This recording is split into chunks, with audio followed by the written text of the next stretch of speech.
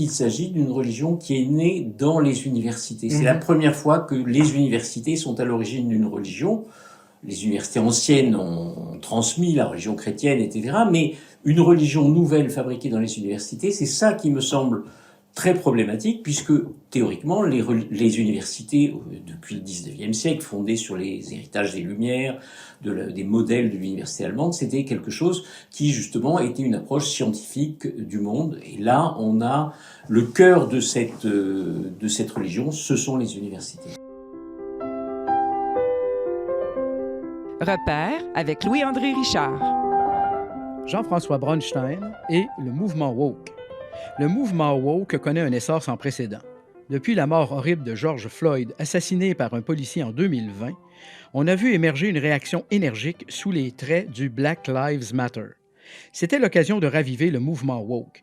À l'origine, destiné à alerter la communauté noire américaine face aux injustices subies, voilà que ce même mouvement propose une version contemporaine épousant des causes à très large spectre. Pour le philosophe Jean-François Bronstein, cette initiative qui se répand à vitesse grand V offre des signes inquiétants d'une nouvelle forme de religion politique. Je propose aujourd'hui un entretien permettant de décrypter ce phénomène. Bonne écoute.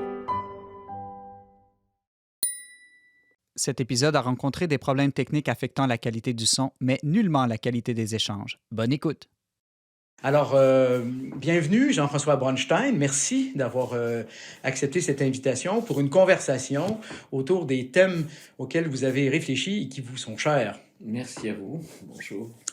Alors, Jean-François Bronstein, pour le bénéfice de nos auditeurs, vous êtes professeur, je dirais, fraîchement retraité de Sorbonne Paris 1. Vous êtes professeur de philosophie des sciences.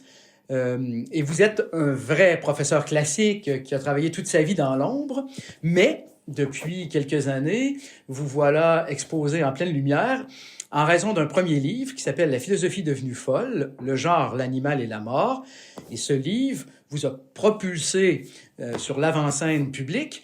On verra un peu pourquoi. Et aujourd'hui, nous nous rencontrons entre autres en raison de la publication d'un deuxième livre qui s'appelle « La religion woke ». Et vous nous direz, mais il y a des liens évidents entre le premier et le second, et voilà encore une occasion où on vous retrouve un peu sur la place publique sur un sujet qui me semble extrêmement important et urgent de réfléchir. Alors, une question pour mettre la table, comme on dit. Le phénomène woke est un phénomène assez récent. Dans le vocabulaire, en tout cas chez nous, au Québec, ça fait pas très longtemps qu'on retrouve ce mot sur toutes les lèvres. Et vous avez décidé, on le voit par votre titre, d'associer l'idéologie, le mouvement à une religion, ce qui semble être très original. Alors, je commencerai par vous demander pourquoi est-ce que vous faites cette association entre le mouvement woke et la religion? Bien, il me semble effectivement que c'est un sujet important. Dans le livre précédent dont vous avez parlé, j'avais parlé de dérives théoriques et philosophiques autour de l'animalisme, autour de l'euthanasie et autour du genre. Et en fait, ce qui se passe aujourd'hui, c'est que ces dérives purement théoriques ont conquis une place absolument énorme dans l'université d'abord, mais aussi dans les médias, dans les entreprises, dans l'école aussi, et c'est peut-être ce qui m'a le plus choqué. Alors pourquoi ce titre? Parce qu'effectivement, je me suis interrogé sur la question de savoir pourquoi, du jour au lendemain, des collègues absolument respectés, érudits, savants, s'enthousiasmaient pour quelque chose qui est absurde et refusaient absolument de discuter avec leurs opposants, leurs adversaires, etc. Et un jour, effectivement, je me suis dit, j'ai pensé à ces formules fameuses attribuées à Tertullien, ouais. Je crois parce que c'est absurde. Et là, je me suis dit, effectivement, mais c'est pour ça. C'est-à-dire, ils n'y croient pas malgré l'absurdité de ces thèses, mais ils y croient à cause de l'absurdité de ces thèses. Ce sont des thèses tellement absurdes, tellement invraisemblables, qu'ils y croient comme ils croiraient à une religion. Et il me semble qu'effectivement, cette idée de religion colle assez bien, puisque certaines des thèses les plus emblématiques de ce mouvement, par exemple la théorie du genre, l'idée que le genre c'est d'abord dans les consciences et que les corps n'y comptent pas, c'est quelque chose qui semble vraiment totalement absurde. Comment des scientifiques peuvent-ils en arriver à dire que la biologie n'existe pas, que les corps n'existent pas? Et donc, je me suis dit, ça ressemble beaucoup à une religion. Alors, de ce point de vue-là, d'ailleurs, je suis pas le premier, beaucoup d'auteurs américains ont eu cette idée-là d'une religion post-protestante. En particulier parce qu'on voit toute une série de rites, de procédures d'expiation. C'est une religion, et le terme de woke lui-même, alors qui commence maintenant à s'imposer en France, ça fait référence à deux choses. D'une part, le slogan de Black Lives Matter, un stay woke, rester réveillé, c'est-à-dire attentif aux injustices sociales, terme qui, de ce point de vue-là, ne pose aucun problème, mais ça renvoie aussi, me semble-t-il, moins consciemment, au mouvement des grands réveils religieux protestants nord-américains au XVIIIe et au XIXe siècle. Et je crois que cette dimension d'éveil spirituel fait que j'ai pu parler d'une religion. Alors je précise tout de suite que c'est une religion en un sens assez péjoratif, c'était plutôt une secte d'une certaine manière. C'est une religion avec laquelle il n'est pas possible de discuter. Et deuxième aspect autour de cette question de la religion, je pense qu'il y a un point qui m'a semblé tout à fait frappant, c'est qu'il s'agit d'une religion qui est née dans les universités. C'est la première fois que les universités sont à l'origine d'une religion. Les universités anciennes ont transmis la religion chrétienne, etc. Mais une religion nouvelle fabriquée dans les universités, c'est ça qui me semble très problématique, puisque théoriquement, les universités, depuis le XIXe siècle, fondées sur les héritages des Lumières, des modèles de l'université allemande, c'était quelque chose qui, justement, était une approche scientifique du monde. Et là, on a le cœur de cette religion, ce sont les universités. Ce qui m'a frappé, entre autres, en lisant ça, ça me rappelait que l'idée d'université, en fait, pas seulement l'idée, mais la réalité de l'université au XIIe siècle, c'est saint Thomas d'Aquin, et qui est un dominicain qui, lui, va créer un espace où on s'attend à ce qu'il y ait neutralité des débats et tout. Alors, un religieux qui crée un espace laïque, si je puis dire, d'une certaine façon, intellectuellement parlant. Et puis là, vous montrez bien que il s'est produit exactement le retournement inverse. Là, on regrette vraiment saint Thomas d'Aquin. C'est-à-dire que l'idée de la raison est tout à fait refusée par tous ces militants. On en a en France un exemple, je ne sais pas si elle est assez connue au Canada, mais Sandrine Rousseau, qui est une députée, qui est une maître de conférences d'économie, qui explique que l'erreur, ça vient de la raison, Descartes est coupable, le rationalisme est hiérarchique. Elle critique Linné, elle critique Buffon parce qu'ils ont classé la nature, ce qui serait la hiérarchiser. Donc des choses tout à fait absurdes qui sont dans la bouche de gens qui sont théoriquement des universitaires. C'est ça qui est très frappant et c'est ça qui est, à mon avis, inquiétant. C'est-à-dire que la réaction ne pourra pas venir, à mon avis, de l'intérieur des universités qui, au moins s'agissant des lettres et sciences humaines, sont quasi totalement converties. Pour ce qui est des sciences, ce n'est pas tout à fait la même chose encore, mais dans les facs de médecine, dans les facs de biologie, il y a de plus en plus d'enseignements inspirés par l'idéologie woke. Et vous faites bien remarquer, pour la biologie, pour les mathématiques, c'est quand même assez hallucinant de voir cette espèce de remise en question de mathématiques trop masculines, trop virilistes. Je cite en particulier un très grand mathématicien américain d'origine roumaine, Sergiu Kleinerman, qui explique qu'au moins en Roumanie, sous la dictature de Ceausescu, on le laissait faire des mathématiques tranquilles. Or là, maintenant, on lui reproche que les mathématiques soient racistes et virilistes, et donc au lieu d'enseigner les mathématiques, il faudrait enseigner faire des débats sur le rôle des mathématiques dans l'esclavage, dans la colonisation, s'inquiéter du fait qu'il n'y ait pas assez de mathématiciennes femmes, etc. Alors que les mathématiques, c'est la discipline la plus pure, la plus abstraite, la plus belle qui soit. Or, il y a vraiment l'idée ici que les mathématiques sont elles aussi l'enjeu de lutte de pouvoir, etc. C'est quelque chose qui est très étonnant. Il y a aussi, c'est un point que je développe dans mon livre et qui est pas dont on parle moins souvent, c'est effectivement, il y a des thèses épistémologiques, c'est-à-dire de philosophie des sciences. Oui. Il s'agit de démontrer que la vérité n'existe pas, que toutes les sciences sont situées, etc. J'ai relevé cette expression de justice épistémique. Voilà. Injustice épistémique. C'est la dernière mode dans les départements d'épistémologie, c'est-à-dire que il y aurait certains témoignages scientifiques, propositions faites par des femmes qui ne seraient pas prises au sérieux parce qu'elles seraient femmes. Ce qui est tout à fait absurde, c'est-à-dire que dans les sciences, effectivement, on sait bien avec la sociologie des sciences qu'il y a quelquefois des biais liés au sexe, éventuellement à la race, etc. Mais on s'efforce de les éliminer. Or, pour ces militants woke, religieux woke, il faut au contraire développer le côté situé, le côté dominé. Il y a des dominés dans la science, comme il y a des dominés dans la société, etc.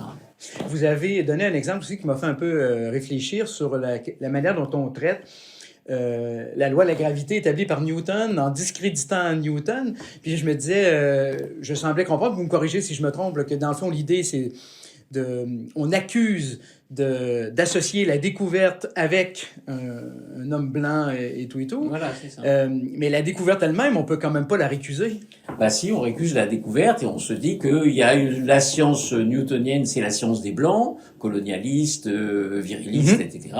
Et il faut développer d'autres savoirs, des savoirs autochtones, comme on dit quelquefois, qui seraient mis exactement sur le même plan. Je cite l'exemple de la Nouvelle-Zélande, qui est tout à fait étonnant, qui est très en avance sur ce point, qui propose que soient enseignés au même titre exactement que la science occidentale les mythes maoris, qui sont des mythes superbes, mais qui ne sont pas de la science. Et donc il y a certains grands scientifiques comme Richard Dawkins ont protesté contre ce rapprochement. C'est quelque chose de très très étonnant, c'est-à-dire que le fait que la science soit née ici fait qu'elle serait toujours biaisée, blanche, viriliste, etc.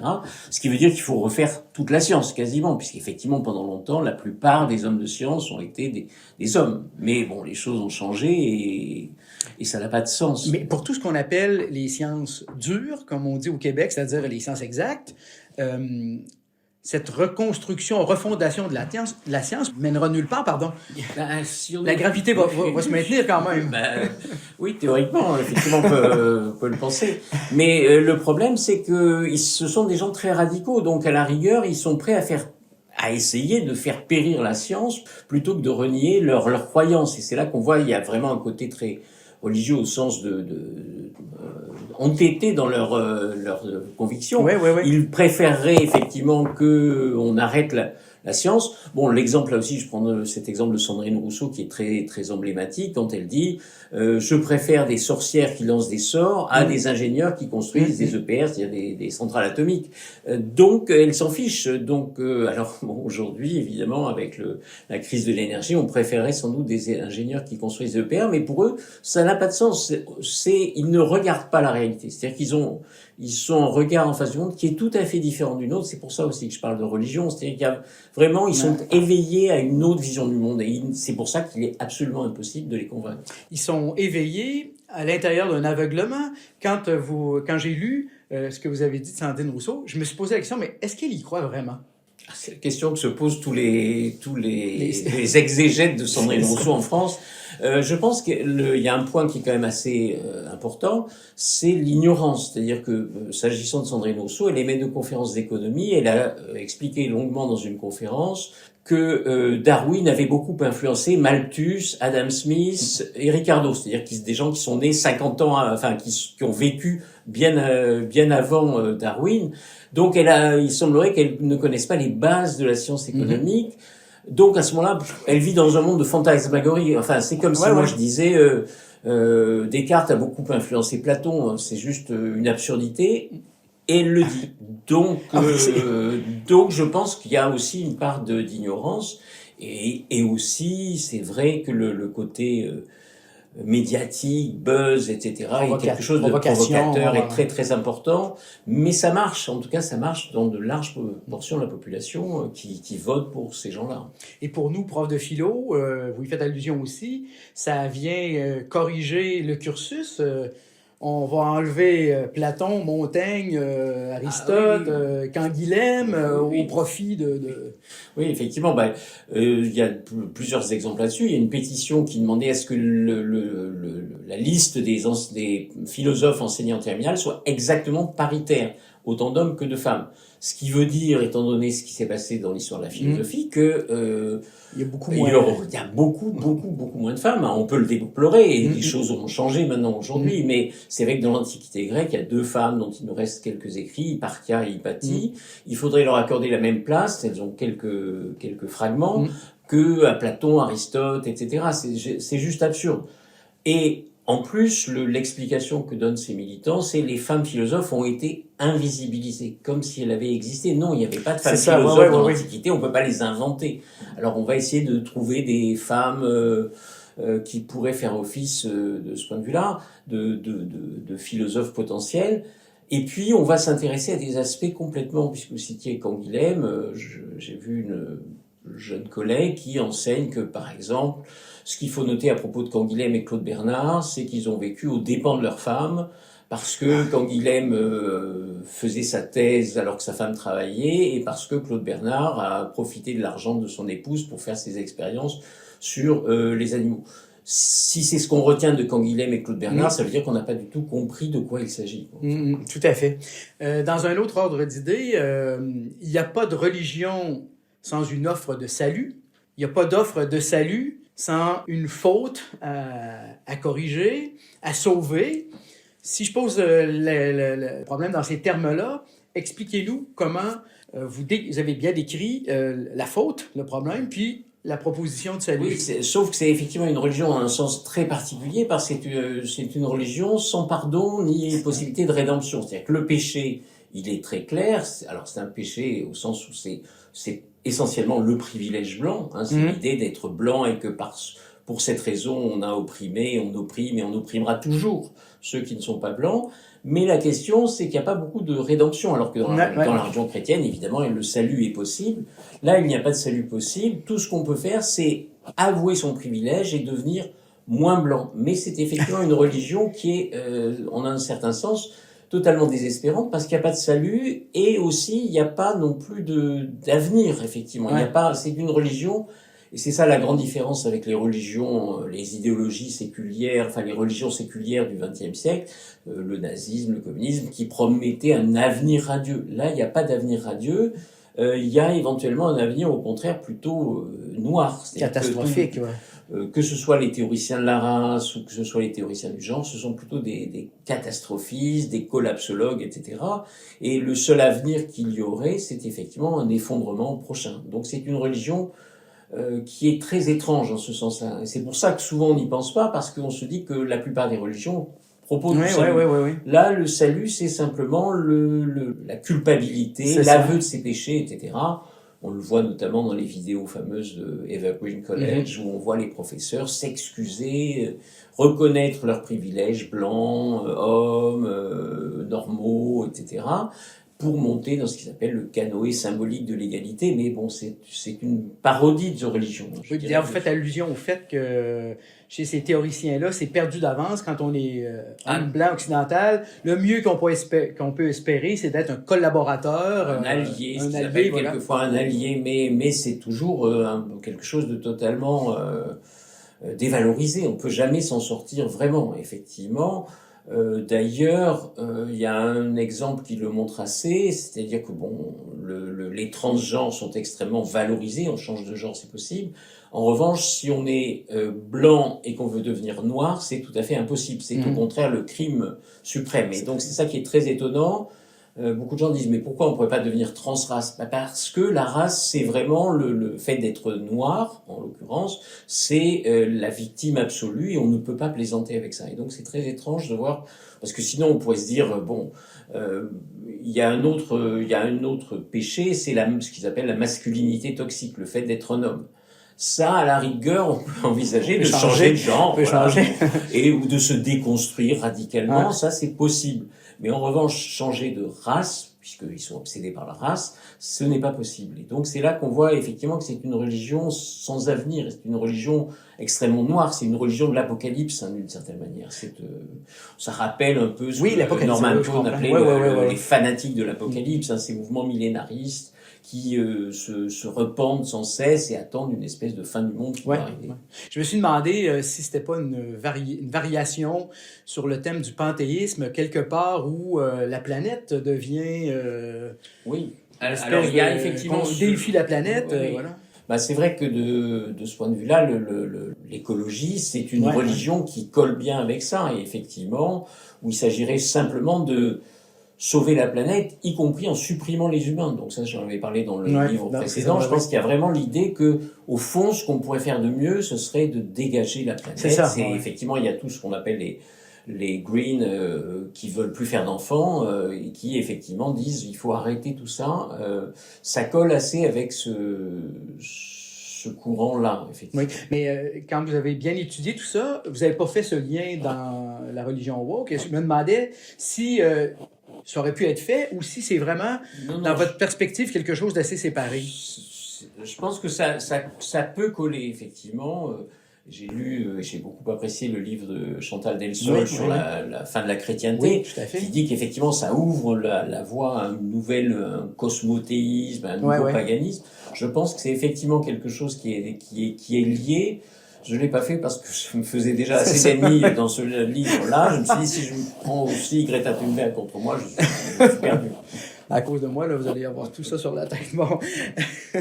Dans quand vous avez parlé de la race et de l'impossibilité de changer de race alors qu'on peut changer de sexe, un concept que moi j'ai toujours eu de la misère à intégrer, à comprendre, c'est celui d'intersectionnalité. Je trouve que vous l'expliquez bien. Pouvez-vous, au profit de nos auditeurs, nous expliquer qu'est-ce que c'est? En gros, je dis que la religion woke, il y a deux thèses principales, c'est-à-dire la théorie du genre, l'idée que que ce qui compte c'est le genre, le corps ne compte pas, et la théorie de la race, l'idée que il faut toujours considérer la race et que la race est un facteur essentiel d'explication.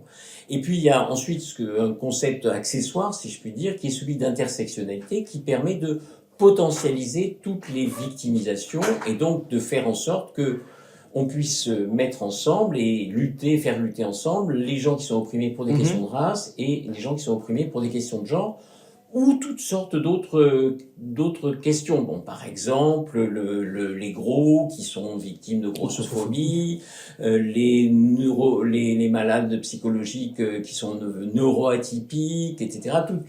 Les handicapés qui sont aussi victimisés, etc.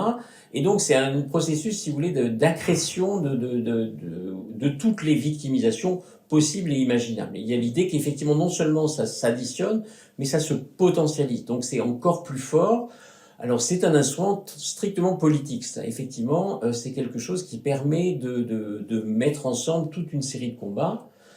C'est pour ça, d'ailleurs, que je dis que je suis pas très convaincu par l'idée que tout ça, c'est la suite de la French Theory, c'est ça, etc. Parce que là, c'est vraiment la politique. Et c'est plutôt des militants politiques. Alors, on voit les sources de ces gens-là, chez les militantes femmes des Black Panthers, chez les militantes lesbiennes, noires, etc., du Combahee River Collective. Enfin, il y a toute une généalogie politique de ce côté-là. Donc, mais c'est assez habile parce que ça veut dire que toutes les identités victimaires peuvent se potentialiser et lutter ensemble, effectivement. L'auteur de ce concept utilise l'image des intersections. Oui, alors l'intersexualité, en fait, c'est une idée assez brillante, si je puis dire, en tout cas du point de vue de l'image. C'est effectivement l'idée que lorsque vous êtes une femme noire, par exemple, vous pouvez être attaqué, discriminé en tant que femme et en tant que noire, comme lorsque vous êtes à une intersection de plusieurs routes, s'il y a un accident et que toutes les voitures se rencontrent, vous êtes victime des voitures qui viennent de droite, des voitures qui viennent de gauche, etc. Et donc, il est très difficile de savoir exactement qui est à l'origine, mais le résultat est l'accident.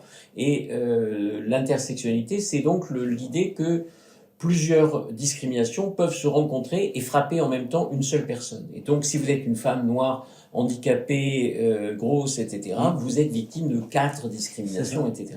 Et ça dégage aussi l'accusation des accusateurs. C'est un peu comme un effet combiné de... Absolument, oui, ça permet de combiner tout ça. Alors, étant entendu que quand même, le coupable, c'est toujours principalement l'homme blanc, cisgenre, européen, colonialiste, etc. Donc, il y a effectivement une seule... c'est beaucoup de victimes d'un seul coupable, effectivement. Et alors, tout le système repose d'ailleurs sur cette question de l'homme blanc coupable. Si on n'était pas là, tout leur système s'effondre. Questions, commentaires ou objections, rejoignez Louis-André Richard à repère@le-verbe.com.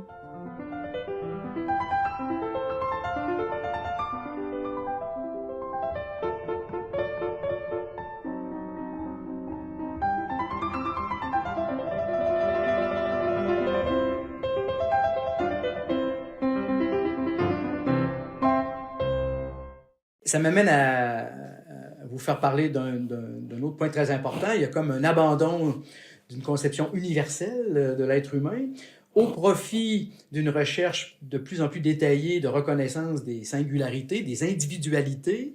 Et justement, quand vous parlez d'intersectionnalité, il m'est apparu que c'est tellement naturel à l'esprit humain de chercher l'universel que dans le cas contraire, dans ce cas-ci, on cherche à faire des agrégats comme étant reproduisant par la somme d'individus une tentative d'universel. C'est pas de l'universel. C'est pas vraiment l'universel. Et effectivement, l'idée quand même qui est très présente, et je m'en suis rendu compte en relisant ces textes, c'est une critique très radicale de l'universalisme des Lumières. Et ils sont d'ailleurs beaucoup vont jusqu'à le nommer en disant ce sont les Lumières qui sont responsables, etc. Pourquoi les Lumières? Parce que il y a l'idée d'une humanité universelle. Il y a un homme universel. Et il retrouve bizarrement les critiques que faisait De Maistre, le philosophe contre-révolutionnaire contre l'universalisme, qui disait j'ai bien vu des Russes, des Persans, des Anglais, etc. Je n'ai jamais vu l'homme abstrait. Or, effectivement, ce qui était au fondement de l'universalisme républicain, si vous voulez, ou de la pensée traditionnelle dans les universités, c'est justement cette idée d'un homme abstrait qui existe, mais c'est lui-même qui choisit effectivement son identité, etc., et qui n'est pas lié à une pensée de tribal. Donc c'est vrai que cette pensée, c'est une pensée où on ne pense qu'en tant que noir, en tant que femme, en tant que trans, etc. C'est une pensée du groupe, effectivement, et ils sont très hostiles en même temps qu'à l'universalisme, à l'individualisme. L'idée d'individu, il faut en finir avec cette idée d'individu, parce que, effectivement, ça suppose une liberté, le fait qu'on n'est pas attaché à quelque origine raciale, sexuelle ou autre. Et donc, cette critique de l'universalisme et de l'individualisme est très étonnante, et on en retrouve exactement, quasiment les mêmes formules chez les penseurs des contre-lumières. OK. Mais l'individualisme rejeté, c'est remplacé par quoi? Ah ben c'est le tribalisme, c'est-à-dire il faut pas se considérer, même si en tant que blanc je dis que je suis antiraciste, je crois être antiraciste, je suis raciste puisque les blancs sont nécessairement racistes. Donc ou si vous êtes une femme, vous êtes nécessairement discriminé, même si vous êtes prix Nobel de sciences. Enfin, c'est-à-dire qu'il y a effectivement l'idée que vous appartenez de toute éternité au groupe auquel vous êtes censé, selon la religion woke, appartenir. Donc il y a pas de choix individuel. C'est une doctrine extrêmement déterministe. C'est un fatalisme total. En gros, et c'est pour ça d'ailleurs que pas mal de parents d'élèves aux États-Unis commencent à protester contre ça. Si vous êtes blanc, vous serez toujours et de toute éternité un raciste, depuis l'âge de 2 ans jusqu'à la mort, si je puis dire. Et si vous êtes un enfant noir, vous allez être une victime mécaniquement de toute manière tout aussi automatique. L'aspect encourageant que je cite dans mon livre, c'est les parents d'élèves, notamment beaucoup de parents d'élèves noirs, immigrés, latinos, etc., qui disent « Ne dites pas à mes enfants cela, je m'en suis sorti, je suis devenu ce que je voulais être, un médecin, un chirurgien, ce qu'ils veulent. » Et là, vous enseignez à mes enfants qui seront toujours des victimes, c'est tout à fait insupportable. Et même chose pour des parents blancs qui ne sont pas racistes et qui ne veulent pas qu'on enseigne à leurs enfants qu'ils sont racistes nécessairement. Donc, vous avez fait le choix de parler de cette réalité woke comme d'une forme de religion. Ça m'amène à vous demander comment vous voyez l'avenir de ça, c'est-à-dire ça va s'inscrire dans la culture occidentale pour longtemps ou pour pas longtemps? Une religion, d'habitude, c'est pour longtemps. Si j'étais pessimiste, je dirais que c'est une religion sectaire, et de ce point de vue-là, l'argumentation n'a pas beaucoup de prise. Je cite dans la préface la fameuse étude qui s'appelle La fin d'une prophétie d'un sociologue qui est allé étudier les croyances d'une secte qui pensait que le monde allait se terminer le 25 décembre de telle année. Et puis ils sont allés se rendre compte que le monde n'a pas cessé d'exister, mais les croyants ont dit c'est grâce à nos prières, et ça n'a pas suffi à les détromper. Donc il est très difficile d'aller contre cette croyance sectaire. Je pense que le problème, à mon avis, c'est un problème, et à ce moment-là, je ne l'ai pas trop développé, mais c'est un problème géopolitique. C'est-à-dire qu'évidemment, toutes ces histoires ne touchent pour l'instant que l'Occident, et États-Unis, Canada, Australie, Nouvelle-Zélande, c'est tout. À l'extérieur, c'est un signe de faiblesse incroyable. Donc, on le voit d'ailleurs dans ce qui se passe avec Poutine, qui se sert maintenant souvent de cette histoire des woke pour montrer que l'Occident est coupable. On le voit avec les Chinois qui se servent de Black Lives Matter contre les États-Unis. Et on le voit avec les islamistes qui se servent de manière très perfide de cela pour montrer à la fois la faiblesse de l'Occident, et aussi pour, quelquefois soutenant ses revendications, pour fragiliser de l'intérieur l'Occident. Donc je dirais que s'il y avait que nous dans le monde, on pourrait se dire que ça va durer longtemps. Moi, il me semble que ça va se terminer autrement, par l'arrivée peut-être d'autres religions plus fortes ou plus combattantes. Qui viendront Balayer de ça, l'Afrique moi, je pense. Oui, qui viendront je sais pas où. Enfin, en tout cas, s'agissant de la France, je pense que ces histoires, on le voit d'ailleurs déjà maintenant, sur la question de l'enseignement du genre dans les écoles primaires et secondaires. La dernière fois que ça a été tenté, c'est les banlieues musulmanes militantes qui ont arrêté ça. Ouais. Je ne veux pas du tout dire que mon espoir réside là-dedans, mais je pense qu'effectivement, c'est une incroyable preuve de faiblesse qu'on envoie au monde, et si on ne se reprend pas, effectivement, ça peut, à mon avis, assez mal se terminer.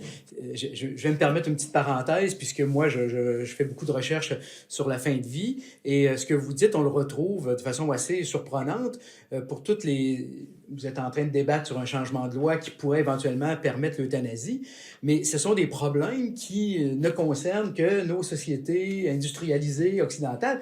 Les soins palliatifs en Afrique, jusqu'à ce jour, ils trouvent ça un peu drôle là, de nous voir réfléchir à ces questions-là.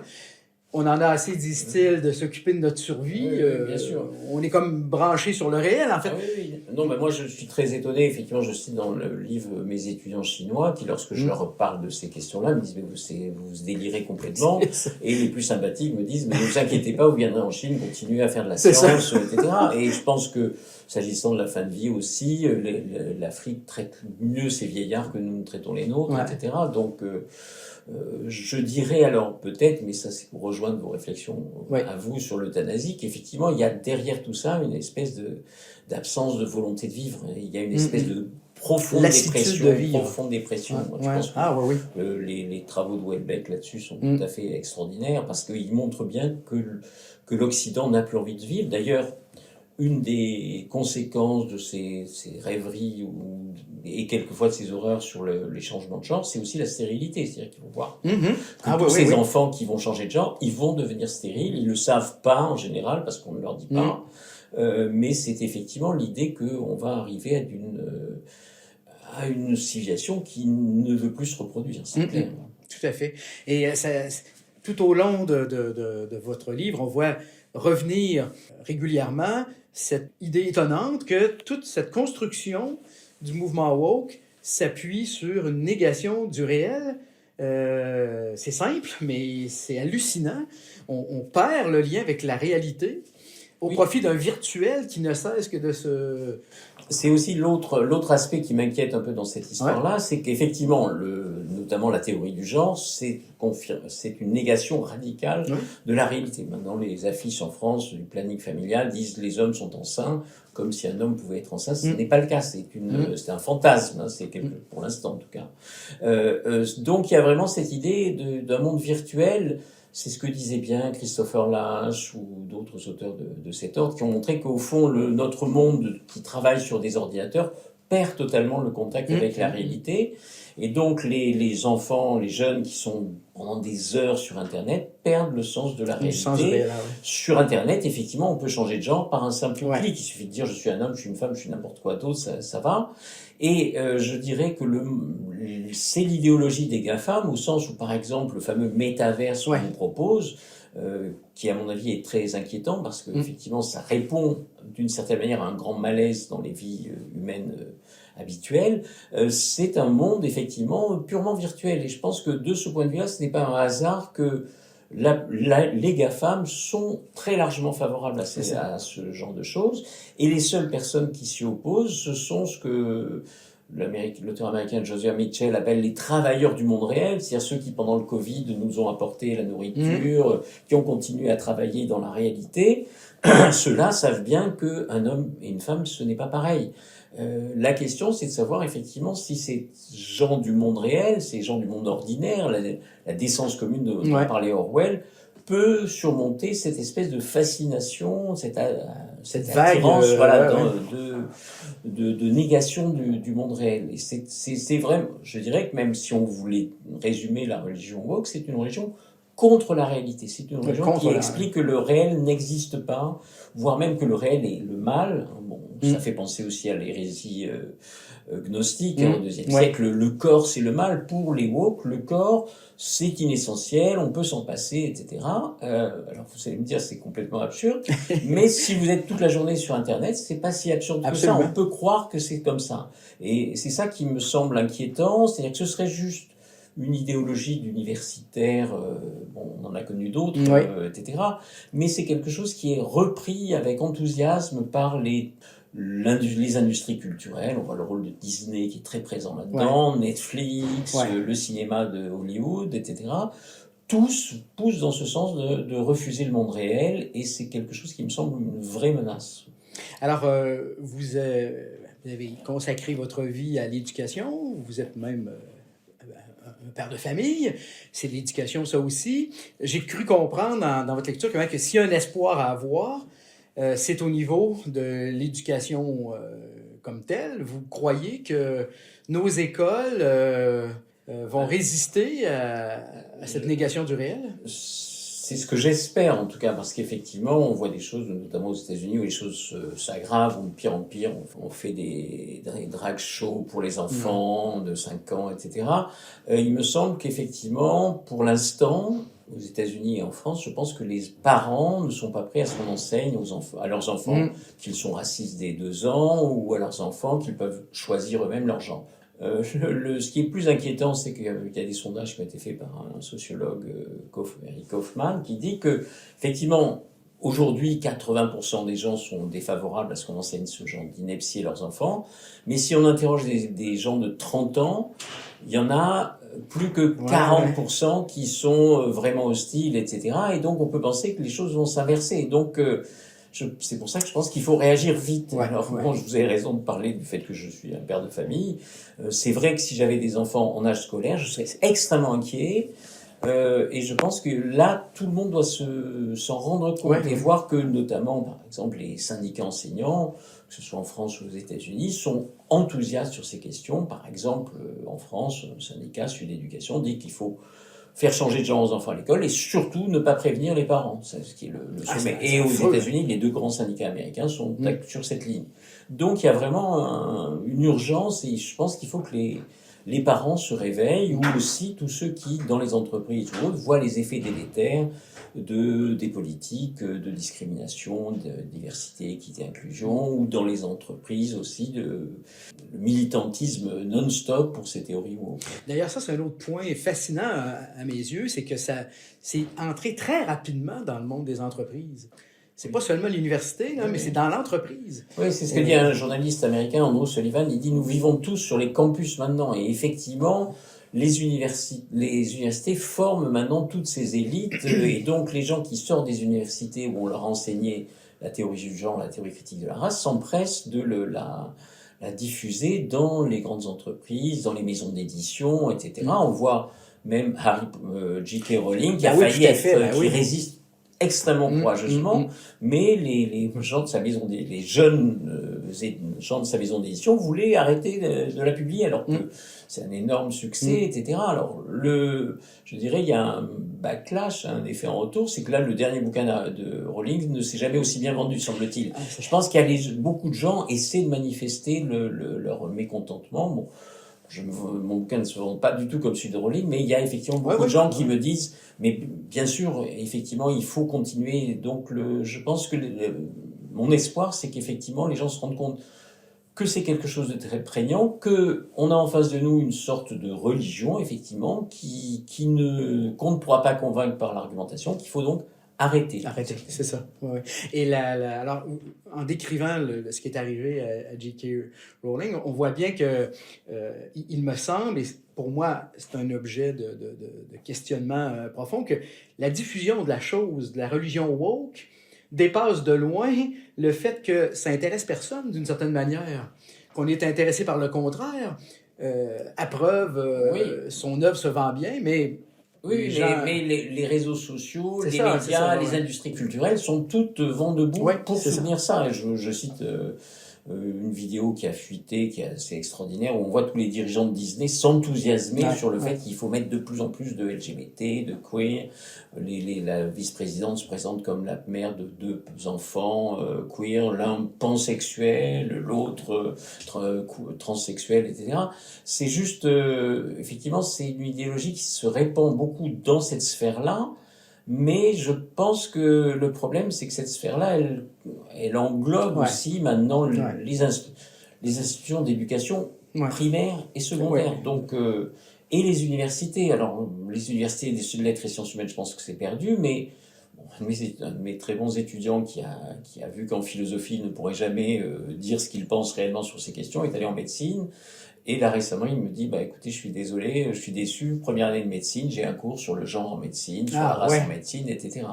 Alors qu'il était allé en médecine pour être tranquille et faire de la science, donc, et pour sauver des gens. Donc, donc, je pense que c'est quelque chose qui se répand à très grande vitesse, en partie à cause des réseaux sociaux, bien sûr, hein, mais aussi parce que peu de gens osent parler. C'est ça qui est assez curieux. Moi, je pense qu'il suffirait de dire non. En tout cas, pour un professeur d'université comme moi, je ne vois pas quel est. Enfin, si j'ai perdu beaucoup d'amis, mais bon, c'est pas grave. C'est pas l'essentiel. Je pense qu'il faut à chacun à son niveau essayer de dire non.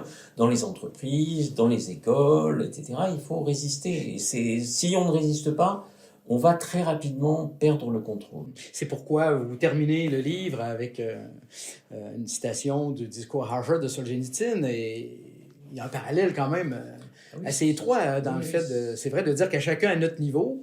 Je pense que c'est... Le papa dire non à ces théories-là dans la maison, le prof de l'université, même chose, oui. Oui, je pense qu'il faut oser dire non. C'est pas évident parce que on a l'air d'un vieux réactionnaire, etc. Moi, je pense pas. Je pense que c'est eux qui sont des obscurantistes. Ce sont eux qui veulent nous faire reculer très largement en arrière, d'une certaine manière. Et il me semble que c'est de notre devoir de résister à cela. Faire se peut. Nous approchons de la fin de notre rencontre et ce balado, je le termine un peu toujours de la même façon. Et ça donne bien parce que dans votre livre, vous avez fait un clin d'œil à Alan Bloom et de ses disciples Edith et Likhanov, et qui ont fait un ouvrage qui porte le titre « Le dorlotage de l'esprit américain » en référence à The Closing of the American Mind, qui a été traduit en français par L'âme désarmée. Alors, Alan Bloom à Chicago, au début de ses cours avec les étudiants, leur posait toujours 3 questions que je vais vous poser. C'était pour lui une manière de très rapidement connaître ceux à qui il s'adressait. Puis lui disait que dans le fond, les étudiants allaient le connaître à travers son cours. Nous, on vous connaît déjà un peu à travers votre livre. Alors, première question, Jean-François Bronstein, vous serez condamné à vivre seul sur une île déserte jusqu'à la fin de vos jours. Vous n'aurez droit qu'à apporter un livre, un seul, qui va vous permettre, en le relisant, de tenir le coup jusqu'à la fin. C'est une mise en scène terrible, mais ça oblige à... Quel est ce livre et pourquoi? Soit la Bible, soit l'Odyssée. Bon, de toute façon, juste parce que c'est le point de départ de toute la suite. Donc, enfin, je regretterais de ne pas pouvoir emporter les œuvres complètes de bien des écrivains, j'imagine. Mais l'un ou l'autre. Très bien. Mais pourquoi? Parce que ce sont des œuvres fondatrices. Et puis c'est d'une modernité incroyable. C'est-à-dire que effectivement, les textes bibliques ou les textes d'Homère sont des textes dont on ne se lasse pas, qui sont une nouveauté extraordinaire. Très bien. Vous êtes docile. Quand je fais l'exercice, j'ai beaucoup de gens qui sont dissidents. Non, ils répondent, mais il y a une bibliographie de 14 pages. Alors... Oui, c'est ça. Bon, sinon, Tocqueville, j'ai Tocqueville qui ne vieillit pas non plus. C'est vrai. Moi, j'aime à dire que Tocqueville devrait être lu, surtout le tome 2, par tous les démocrates sur la planète. Là-dessus, il décrit exactement cette tyrannie douce de la majorité. Donc... Très bien. Et deuxième question, parce que Alan Bloom pensait que c'était une bonne façon de révéler les valeurs des gens. Cette fois-ci, je vous demande, vous n'avez qu'à conseiller qu'un seul film que nous devrions voir une fois dans notre vie. Là, c'est plus compliqué. Je vais vous donner un film que personne ne connaît, mais qui est un des plus beaux films, à mon avis, que j'ai vu. C'est le film The Swimmer, qui est l'histoire de Burt Lancaster qui veut rentrer chez lui à la maison, de piscine en piscine, dans une banlieue américaine. C'est un superbe film sur la vie, la mort. C'est un film de Fred Perry, s'appelle. Très peu connu, mais je le conseille, c'est un des plus beaux films que j'ai jamais vu. Okay, si je comprends bien, c'est parce que ça met en... Parce que c'est une parabole à l'existence, sur l'existence, le vieillissement, la mort et le recommencement de tout ça. C'est un très très beau film. Bien, merci. Et dernière question, quelle serait pour vous la figure la plus inspirante, personnage réel ou fictif, idéalement un peu connu, puisque sinon il faut expliquer? Je dirais un personnage relativement connu, effectivement, comme Canguilhem, qui est un philosophe de la médecine, mais qui était aussi un résistant, effectivement, et qui, à la fois, était un immense scientifique, un grand chercheur, un universitaire hors pair, et quelqu'un qui a eu le courage de s'élever contre le nazisme à une époque où très peu d'universitaires le faisaient. Bon, et de ce point de vue-là, ça me rappelle, mon grand-père était aussi un résistant. Et que vous êtes aussi maintenant... J'essaie de l'être, mais le danger est moins grand, donc c'est pour ça que je suis étonné qu'on soit relativement peu, parce que bon, tout ce qu'on risque de perdre, c'est quelques likes sur Internet, c'est pas bien grave.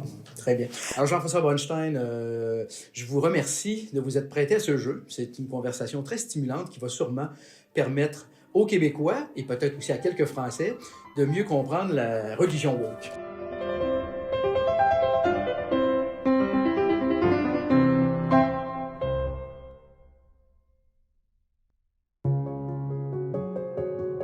Repère est produit par l'équipe du Verbe Média. 100% indépendant et gratuit, le Verbe a pour mission de conjuguer foi et culture contemporaine. Visitez leverbe.com pour découvrir toutes nos productions et faire un don.